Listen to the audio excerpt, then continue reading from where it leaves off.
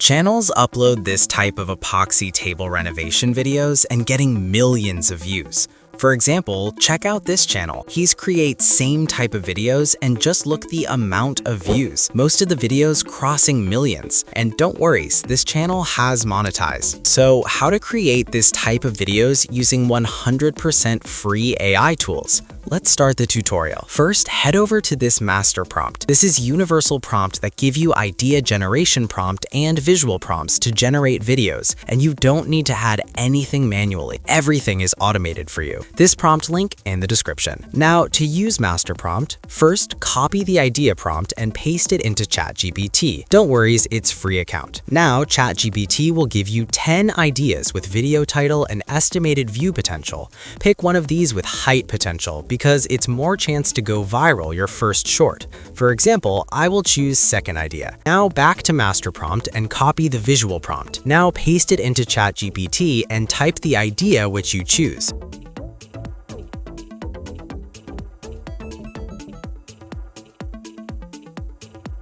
Once you press enter, ChatGPT will give you 6 image generation and 6 video generation prompts. Now head over to Grok AI because this is free AI tool and also you can generate images and videos in one place.